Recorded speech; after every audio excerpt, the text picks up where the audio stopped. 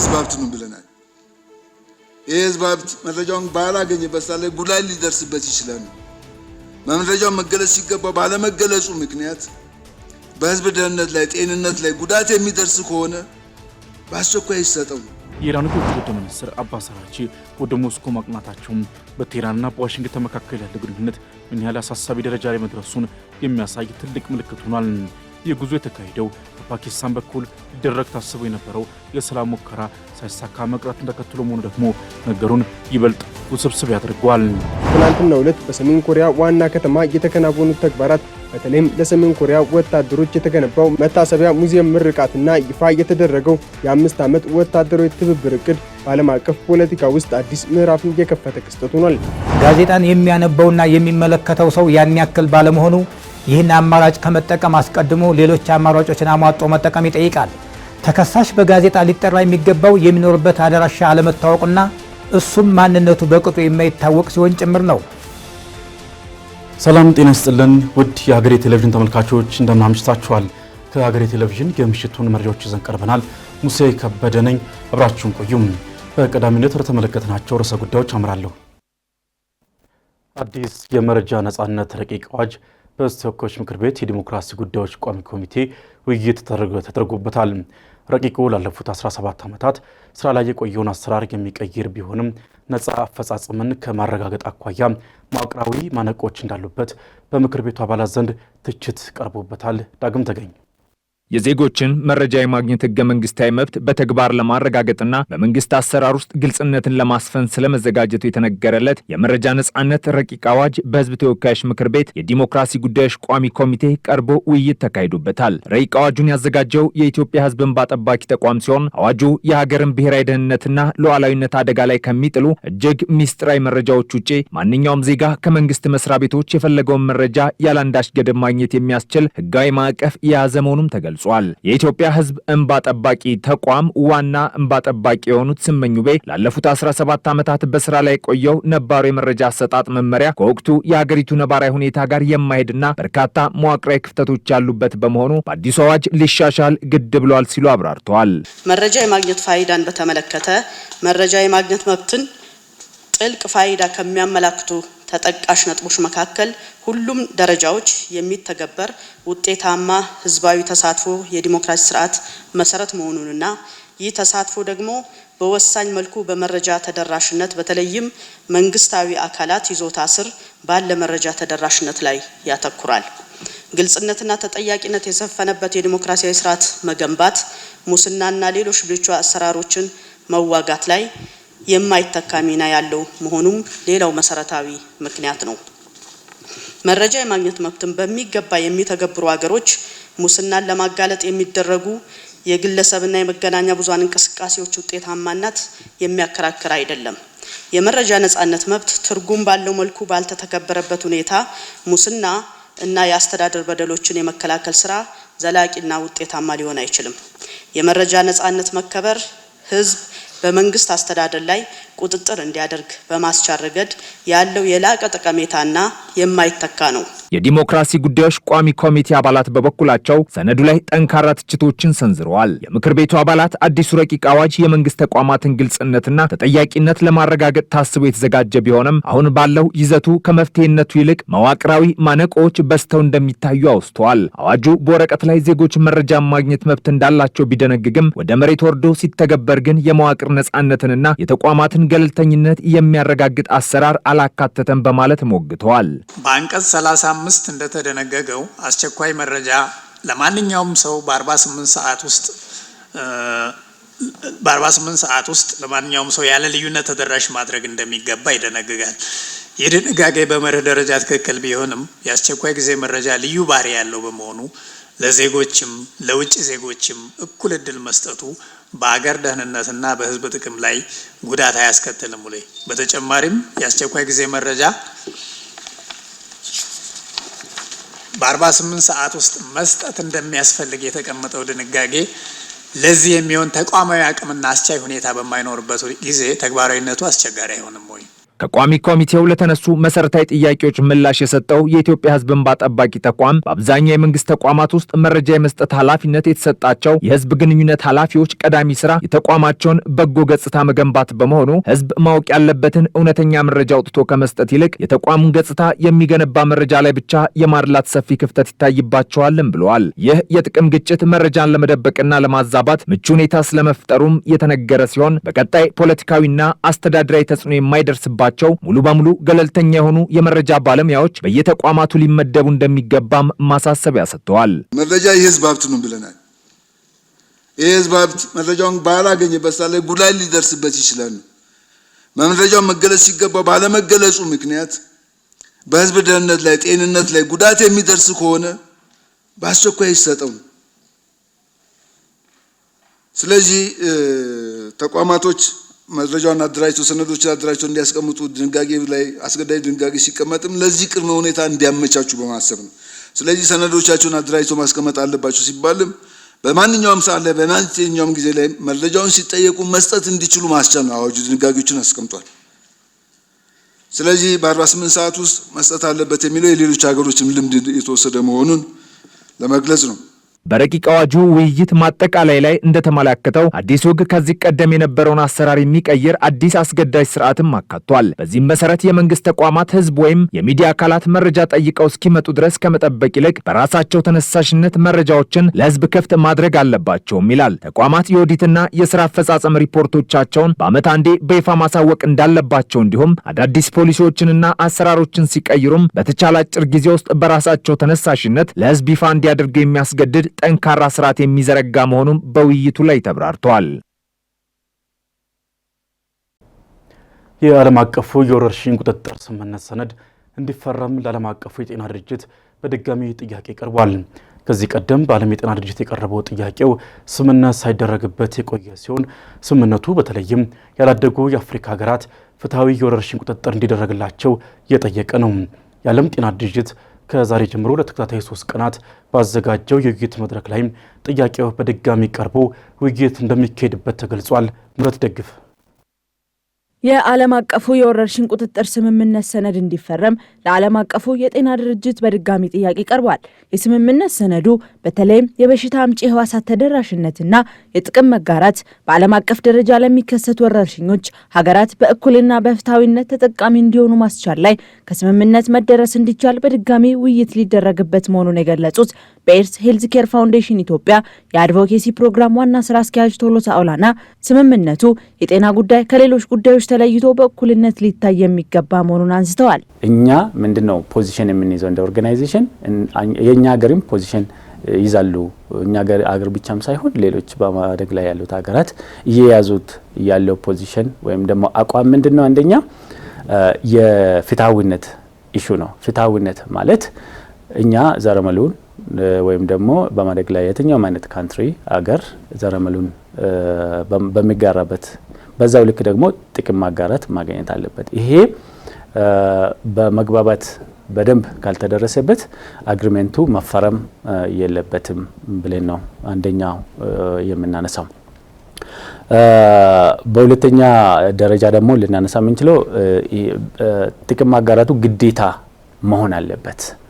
በዚህ በሚፈረምበት ወይም ደግሞ በመግባባት ላይ በሚደረስበት ጊዜ ይሄ ለኦፕሽን ወይም ደግሞ ለምርጫ የሚቀርብ ሳይሆን የግድ መሆን አለበት ብለን ነው የምናምነው። አንድ ቫክሲን ወይም አንድ ክትባት አመርታለሁ ካለ ስንት ፐርሰንቱ ነው የሚሰጠው? መድኃኒት የሚያመርት ከሆነ ስንተኛው ፐርሰንቱ ነው የሚሰጠው? ቴክኖሎጂውም ትራንስፈር ሲያደርግ መቼ ቅጽበት ያወረሽኝ ከተከሰተበት እስከ መቼ ድረስ ነው? እንዴት ነው የሚሉት ነገሮች በደንብ ግልጽ መግባባት ላይ ሳይደረስ አግሪሜንቱ መፈረም እንደሌለበት ነው ማለት ነው እያነሳን የምንገኘው። ስምምነቱ የአእምሯዊ ንብረት ደንቦች የሕዝብን ጤና መደገፍ እንጂ ማገድ እንደሌለባቸው፣ ሀገራት የራሳቸውን አቅርቦቶች ማምረት እንዲችሉ የቴክኖሎጂ ሽግግር ማድረግን አስገዳጅ እንዲሆኑ የሚያደርግ ሰነድ መሆኑንም አቶ ቶሎሳ አክለዋል።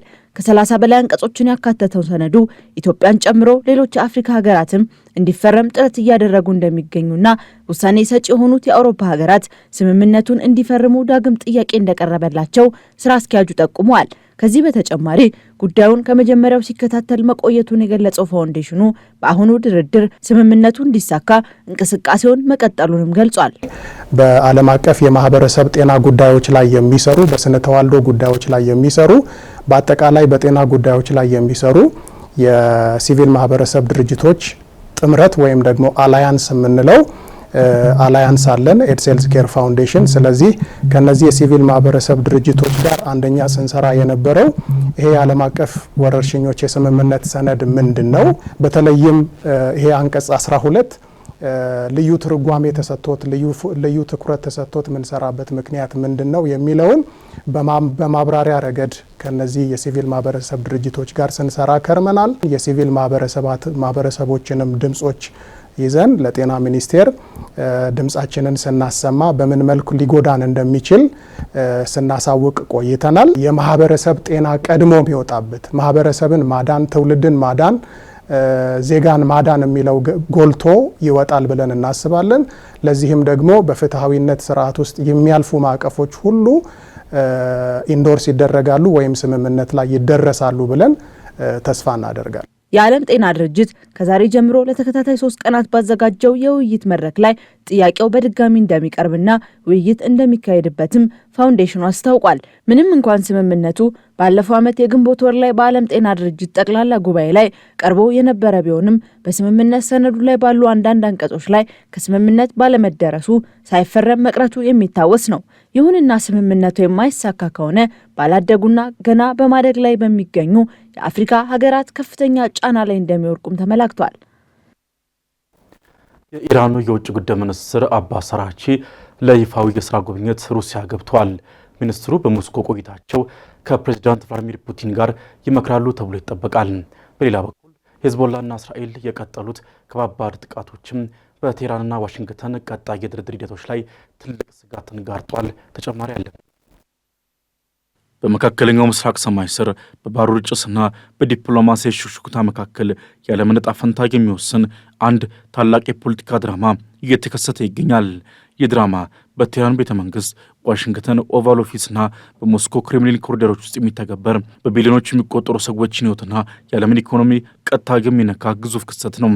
ዛሬ በመካከለኛው ምስራቅ የሚታየው ትዕይንትም ተራ የግጭት ወሬ ሳይሆን ሀገራን ሀገራት አዲስ የኃይል ሚዛን ለመፍጠር የሚገፋፉበት፣ ወሳኝ ዲፕሎማቶችም የሞትና የህይወት ውሳኔ የሚወስኑበት አደገኛ የታሪክ ምዕራፍ ነው። የኢራኑ የውጭ ጉዳይ ሚኒስትር አባስ አራግቺ ከአንዱ የዓለም ጫፍ ወደ ሌላው የዓለም ጫፍ የሚከንፉት፣ አሜሪካ ደግሞ በዛቻና በድርድር መካከል የምትወዛወዘው፣ እንዲሁም እስራኤልና ሄዝቦላ በሊባኖስ ምድር የሚፋለሙት ለዚሁ የጂኦፖለቲካ የበላይነት ሲሉ ነው። የኢራኑ የውጭ ጉዳይ ሚኒስትር አባስ አራግቺ ወደ ሞስኮ ማቅናታቸው በቴህራንና በዋሽንግተን መካከል ያለ ግንኙነት ምን ያህል አሳሳቢ ደረጃ ላይ መድረሱን የሚያሳይ ትልቅ ምልክት ሆኗል። ይህ ጉዞ የተካሄደው በፓኪስታን በኩል ሊደረግ ታስቦ የነበረው የሰላም ሙከራ ሳይሳካ መቅረቱን ተከትሎ መሆኑ ደግሞ ነገሩን ይበልጥ ውስብስብ ያደርገዋል።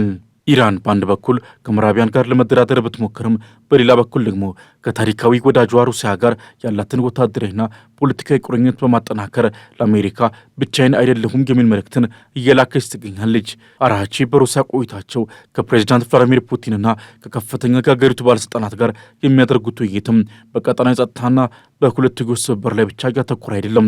ይልቁንም አሜሪካ በመካከለኛው ምስራቅ የምታደርገውን ጣልቃ ገብነት ለመመከት የሚያስችላትን አዲስ ስትራቴጂ ለመቅረጽ ጭምር ነው።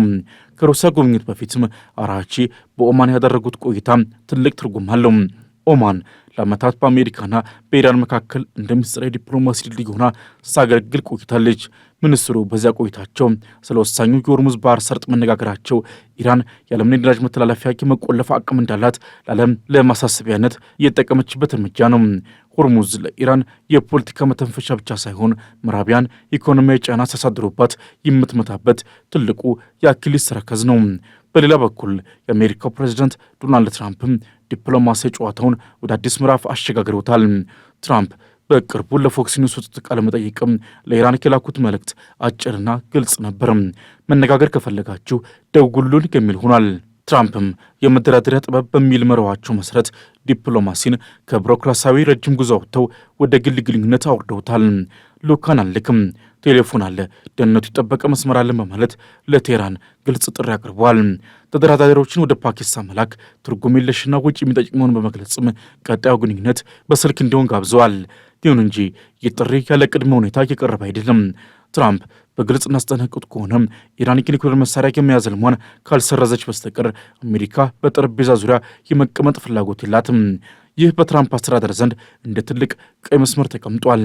ትራምፕም ተደራዳሪዎቻቸውን ስቲቭ ዊትኮፍና ያሬድ ኩሽነርን ወደ ፓኪስታን ለመላክ አቀድ የነበረ ቢሆንም በድንገት ሀሳባቸው መሰረዛቸው በዲፕሎማሲው ዓለም ትልቅ ድንጋጤን ፈጥሯል።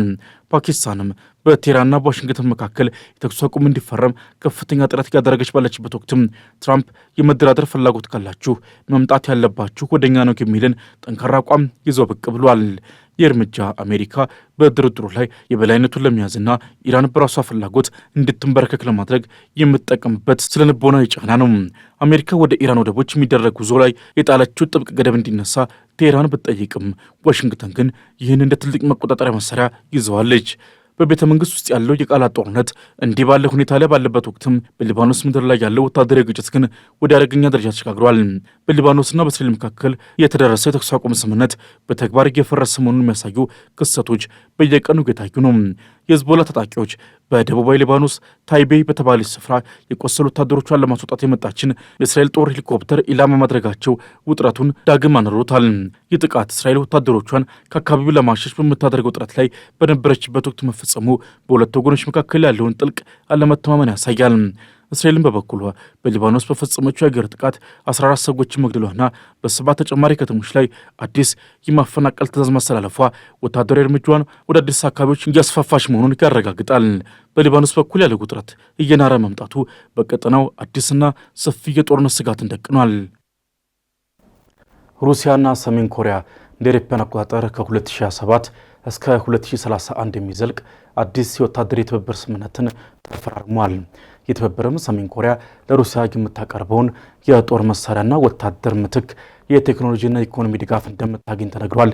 ደምሰው ሽፈራው በሰሜን ኮሪያና በሩሲያ መካከል ያለው ወታደራዊ ግንኙነት ከአንድ ጊዜ የጦር ድጋፍ ባለፈ ወደ ተቋማዊና የረጅም ጊዜ ወታደራዊ ትስስር መሸጋገሩን የሚያሳዩ ክስተቶች በጉልህ እየታዩ ነው። በትላንትናው ዕለት በሰሜን ኮሪያ ዋና ከተማ የተከናወኑት ተግባራት በተለይም ለሰሜን ኮሪያ ወታደሮች የተገነባው መታሰቢያ ሙዚየም ምርቃትና ይፋ የተደረገው የ5 ዓመት ወታደራዊ ትብብር እቅድ በዓለም አቀፍ ፖለቲካ ውስጥ አዲስ ምዕራፍን የከፈተ ክስተት ሆኗል። በፒዮንግያንግ የተከናወነው የመታሰቢያ ሙዚየም ምርቃት ስነ ስርዓት ሰሜን ኮሪያ በሩሲያና ዩክሬን ጦርነት ውስጥ ያላትን ተሳትፎ በይፋ ከማመኗ ባሻገር የቀጣዮቹ 5 ዓመታት ማለትም እንደ አውሮፓውያኑ አቆጣጠር ከ2027 እስከ 2031 ድረስ የሚዘልቀው ወታደራዊ ስምምነት ፍኖተ ካርታ የታወጀበት መድረክ ነበር። የሩሲያው መከላከያ ሚኒስትር አንድሬይ ቡሎሶቭ እና የፓርላማ አፈጉባኤው ቪያቼስላቭ በተገኙበት በዚህ ስነ ስርዓት ላይ ሞስኮና ፒዮንግያንግ ወታደራዊ ትብብራቸውን በቋሚና በረጅም ጊዜ መሰረት ላይ ለመገንባት መስማማታቸው ተገልጿል። ይህ የ5 ዓመት እቅድ ተራ የወታደራዊ ድጋፍ ስምምነት ሳይሆን ሁለቱ ሀገራት በመከላከያ ቴክኖሎጂ፣ በጋራ ወታደራዊ ልምምድ፣ በሰው ኃይል ስልጠናና በስትራቴጂካዊ የደህንነት መረጃ ልውውጥ ዙሪያ በጥብቅ ለመቀናጀት የወሰኑበት ሰነድ ነው። አሶሺየትድ ፕሬስ ወታደራዊ ተንታኞችን ዋቢ አድርጎ እንደዘገበው ከሆነ የስምምነት ሩሲያ ከቤላሩስና ከህንድ ጋር ካላት ወታደራዊ ትብብር ጋር የሚመሳሰል ሲሆን ይህም ሰሜን ኮሪያን በሩሲያ የመከላከያ ክበብ ውስጥ ቋሚ ቦታ እንዲኖራት የሚያደርግ ነው። የዚህ የ5 ዓመት ስምምነት ይዘት በዋናነት የሚያተኩረው የሰሜን ኮሪያን ነባር የጦር መሳሪያዎች በማዘመንና የላቁ የጦር ቴክኖሎጂዎችን ከሩሲያ ወደ ፒዮንግያንግ በማሸጋገር ላይ ነው። ሩሲያ ለሰሜን ኮሪያ የምታደርገው የቴክኖሎጂ ድጋፍ በተለይም በሳተላይት መረጃ አሰባሰብ፣ በኒውክሌር የሚሰሩ ሰርጓጅ መርከቦች ግንባታና አዳዲስ የሚሳኤል አይነቶች ላይ የሚያተኩር እንደሚሆን ይጠበቃል። ይህ ደግሞ በምዕራባውያን ዘንድ ትልቅ ስጋትን ፈጥሯል። ሰሜን ኮሪያ በሩሲያና ዩክሬን ጦርነት ግንባር ላይ ያሳየችው ተሳትፎና የከፈለችው መስዋዕትነት ሩሲያ በምላሹ የላቀ የኒውክሌር እና የሚሳኤል ቴክኖሎጂን አሳልፋ እንድትሰጥ የሚያስገድዳት የሞራልና የፖለቲካ ግዴታ ውስጥ ከቷታል።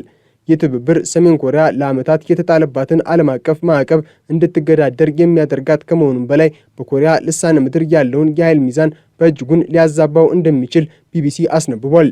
በዩክሬን ግንባር ላይ ስላለው ተሳትፎም ሲነሳ ሰሜን ኮሪያ የላከቻቸው 15000 ገደማ ወታደሮች በሩሲያ የኩርስ ክልል የተከናወነውን የመልሶ ማጥቃት ዘመቻ በማገዝ ረገድ ከፍተኛ ሚና ተጫውተዋል።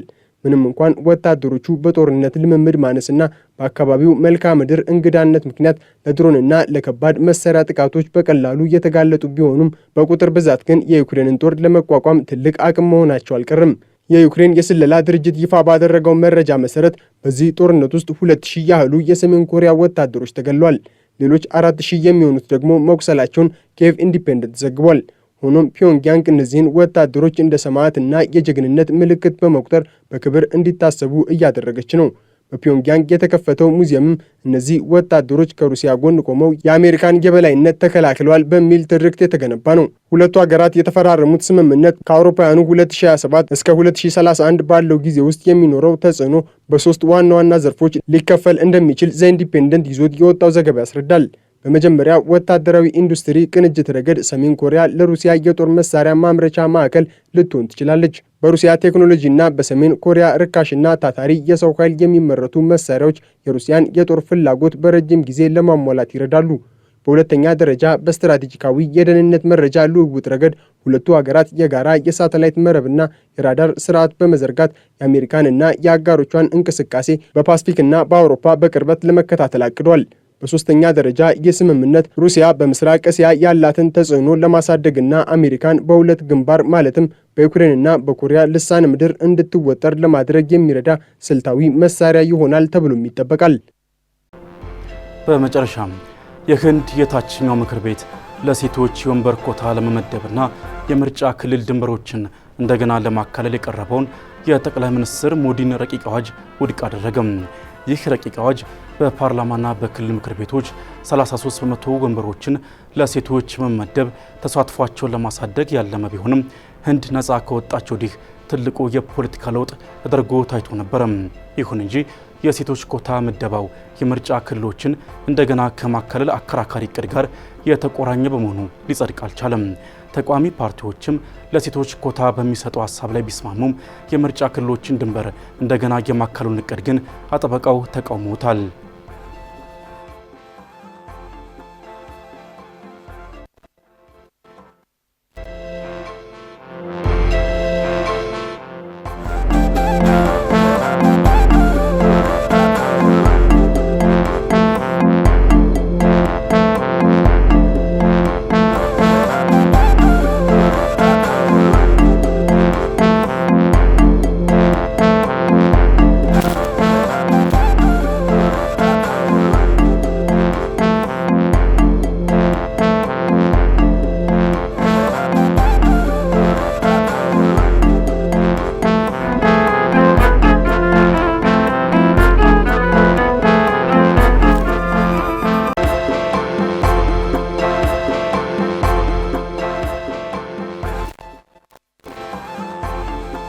ወደ አጫጭር መረጃዎቻችን አለፍን። የኢፌዴሪ ፕሬዝዳንት ታዬ አጽቀሥላሴ የሥራ ጊዜያቸውን ያጠናቀቁትን በኢትዮጵያ የሰሜን ኮሪያ አምባሳደር ሲም ቶንግ ጎክን አሰናብተዋል። ፕሬዝዳንት ታዬ አጽቀሥላሴ አምባሳደሩ በኢትዮጵያ ቆይታቸው የሁለቱ ሀገራት ዲፕሎማሲ ወዳጅነት እንዲጠናከር ላበረከቱት አስተዋጽኦ ምስጋና አቅርበዋል። በኢትዮጵያና ሰሜን ኮሪያ መካከል በሁለትዮሽ ዲፕሎማሲ ትብብር ታሪካዊ ወዳጅነት መኖሩን ገልጸዋል። የሀገራቱን ታሪካዊ ወዳጅነት በንግድና ኢንቨስትመንት ዘርፍ በማሳደግ የጋራ ተጠቃሚነትን ማጠናከር እንደሚያስፈልግም አስገንዝበዋል። በቀጣይም ኢትዮጵያ የሀገራቱን የሁለትዮሽና ባለብዙ ወገን የዲፕሎማሲ ወዳጅነት ለማጠናከር በቁርጠኝነት እንደምትሰራ አረጋግጠዋል ሲል ኢዜአ ዘግቧል።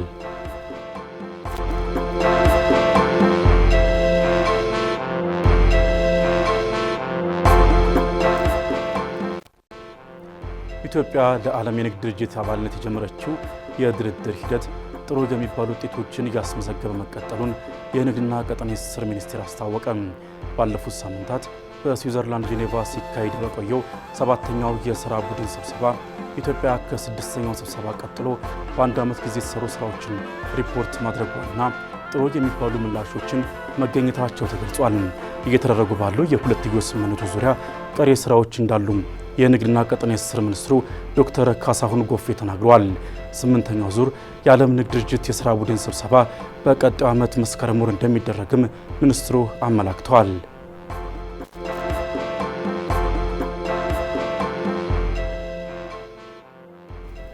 የወር አበባ ንጽህና መጠበቂያ ፓዶችን በተመጣጣኝ ዋጋ ለማቅረብ እየሰራው ነው ሲል የሴቶችና ማህበራዊ ጉዳይ ሚኒስቴር አስታወቀም። በየጊዜው የሚከሰቱ ዓለም አቀፋዊ ችግሮች በምርቱ ዋጋና ተደራሽነት ላይ አሉታዊ ተጽዕኖ እያደረሱ መሆኑን ሚኒስቴሩ ባወጣው መግለጫ አመላክቷል።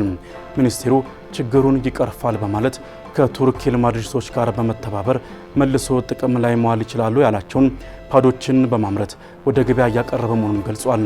ምርቶቹን በተመጣጣኝ ዋጋ ተደራሽ ለማድረግ ራሱን የቻለ ኮሚቴ በማዋቀር ወደ ስራ መግባቱን የጠቀሰው ሚኒስቴሩ በትምህርት ቤቶች የፓድ ማከፋፈያ ማሽኖችን የመትከል ተሞክሮ መጀመሩን ገልጿል። ቀደም ሲል ከውጭ በሚገቡ የንጽህና መጠበቂያ ምርቶች ላይ የታክስ ቅነሳ መደረጉን የገለጸው ሚኒስትሩ ጉዳዩ በአንድ ተቋም ብቻ የሚፈታ አይደለም ሲል በመግለጫው አትቷል።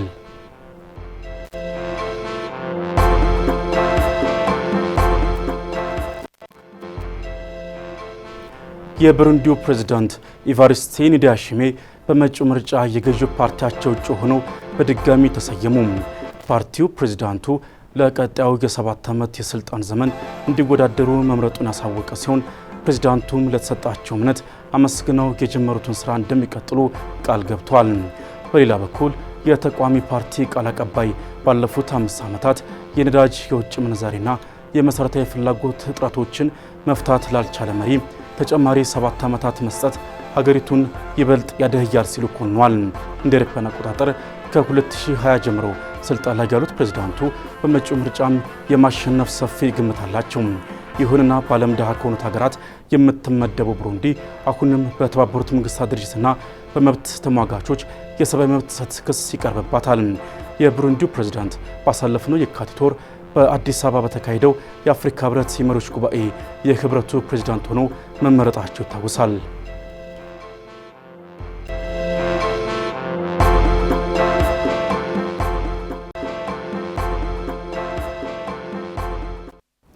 ኢትዮጵያ ከፀሐይ ከፍተኛ የኤሌክትሪክ ኃይል የማግኘት እምቅ አቅም እንዳላት የሚነገር ሲሆን ይህን አቅም ለመጠቀም ያስችላሉ የተባለላቸው የሶላር ሴል ማምረቻዎች ተመርቀዋል። ሚካኤል ኃይሌ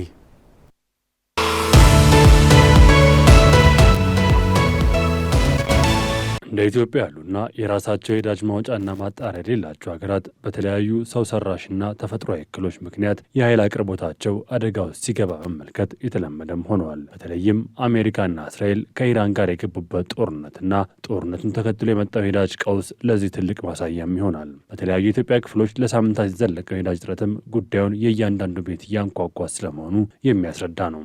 እንዲህ አይነቱን እጥረት ለመፍታት መንግስት ወደ ታዳሽ ኃይል የሚያደርገውን ለውጥ ለማፍጠር የተለያዩ ስራዎችን እየሰራ እንደሚገኝም አስታውቋል።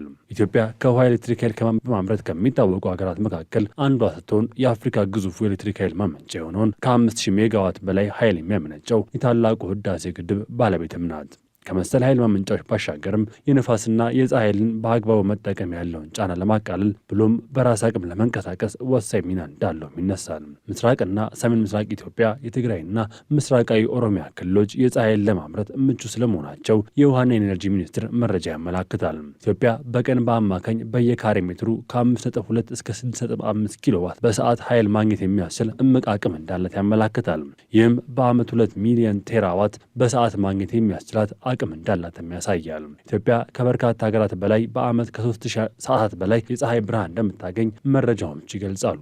ሀገሪቱ ከፀሐይ ለማምረት ዘርፍ በርካታ አቅም ቢኖራትም እንደ አውሮፓውያን አቆጣጠር በ2025 በነበረው ጥናትም ከምታመርተው የኃይል ምርት ከ100 የማይሞላም እንደነበር ያመላክታል። ኢትዮጵያ ይህን የፀሐይ ኃይል በስፋት መጠቀም ብትችል በውሃ ኃይል ላይ ያለውን ጥገኝነት ማላቀቅ ያስችላል።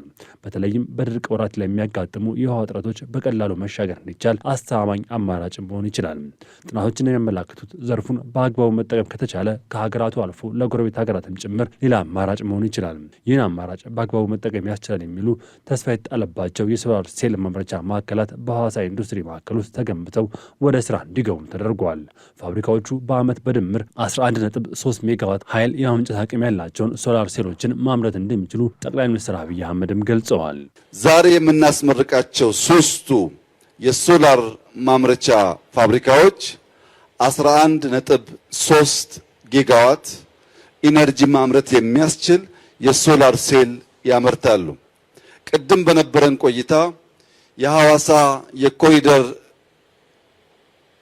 ስራ እያማረ ሐዋሳ ቦታ የጨመረ ስለሆነ ይሄ አይበቃንም፣ ተጨማሪ 4 ጊጋዋት በሁለት ፌዝ ለማምረት አዲስ ስራ እንጀምራለን ብለው ቃል በገቡት መሰረት ከጥቂት ወራት በኋላ ሐዋሳ ላይ የሚመረተው አጠቃላይ ቁጥር 15.3 ጊጋዋት ይሆናል።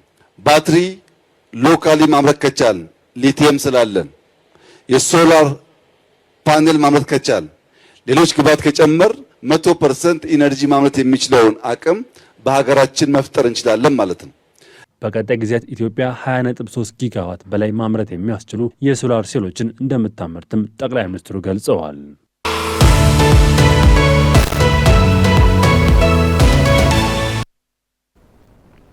ተከሳሽ መከሰሱን እንዲያውቅ ከሚደረግበት መንገዶች መካከል የጋዜጣ ህትመት አንደኛው ነው።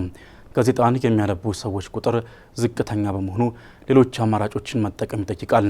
ተከሳሽን በፍትሐ ብሔር ሕግ እንዴት በጋዜጣ መጥራት ይቻላል? የዛሬው ከጠበቃ ጋር ጥንቅራችን ትኩረት ነው። ወደዛው እንለፍ።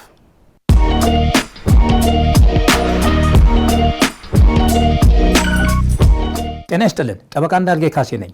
በፍትሐ ብሔር ጉዳይ ተከሳሽን በጋዜጣ ስለመጥራት የተመለከተ ሕግ ነክ መረጃ ላካፍላችሁ።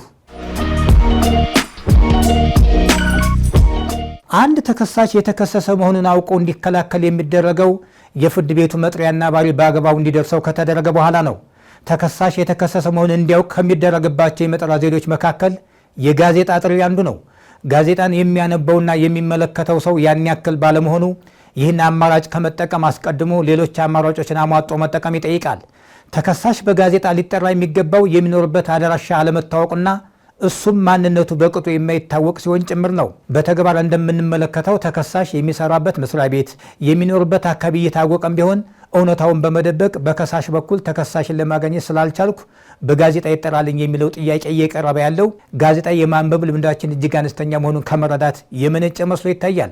ከሳሽና ተከሳሽ በተለያዩ ማህበራዊ ውሎች እየተገናኙ ሳይቀር ከሳሽ ለተከሳሽ መጥሪያውን ማድረስ እየቻለም ቢሆን በጋዜጣ ይጠራልኝ የሚል አቤቱታ ማቅረብ በፍርድ ቤት የተለመደ ተግባር ሆኗል። በተግባር እንደምናየው አንዳንድ ተከራካሪ ወገኖች ክሳቸውን ተከሳሽ በሌለበት ማስቀጠል ግማሽ % የፍርድ ባለሀብት እንደሆኑ አድርገው ይቆጥሩታል። ይህ ትክክል አይደለም። ከተከሳሹ ጋር ተፋልሞ የሚመጣውን ውጤት መቀበል ወይም በይግባኝ መከራከል ይሻላል እንጂ ተከሳሽ በሌለበት ሙግቱን ለማስቀጠል የሚደረገው ደፋ ቀና ከንቱ ድካም መሆኑ አይቀርም። ከመጀመሪያውም ቢሆን የጋዜጣ ጥሪ የተመረጠበት ምክንያት ተከሳሽ በጋዜጣ ይጠራ ከተባለ ጋዜጣውን የማንበብ ዕድሉ ጠባብ ስለሚሆን ነገሩ በሌለበት ይቀጥላል በሚል እሳቤ ነው። በርካታ ማንበብ የማይችል ሕዝብ ይዘን ተከሳሽ በጋዜጣ ተጠርቷል ማለት አስቸጋሪ ነው።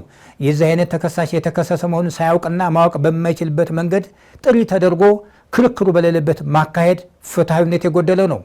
የፍርድ ቤቱ መጥሪያ መድረስ ባለበትና ቅርብ በሆነው አማራጭ ለተከሳሽ መድረስ እየተገባው ይሄው ሳይከናወን ከቀረ የተወሰነ ውሳኔ ዋጋ ይጣል፣ እንደገና ወደ ኋላ ይመለሳል። የፍርድ ቤቱ መጥሪያ ለእኔ ለተከሳሽ ባገው ማድረስ እየቻለ ይህ ሳይፈጸም በሌለበት ውሳኔ መሰጠቱ አግባብ የሌለው በመሆኑ በሌለበት የተሰጠው ውሳኔ ይነሳልኝ አቤቱታ በማቅረብ ውሳኔውን አስነስቶ ክርክሩን በአዲስ መልክ ሊጀምር ይችላል። በዚህ መሰረት ውሳኔው የሚነሳ ከሆነ ከእንደገና አዲስ ክርክር በዛው ጉዳይ ላይ ይጀምራል።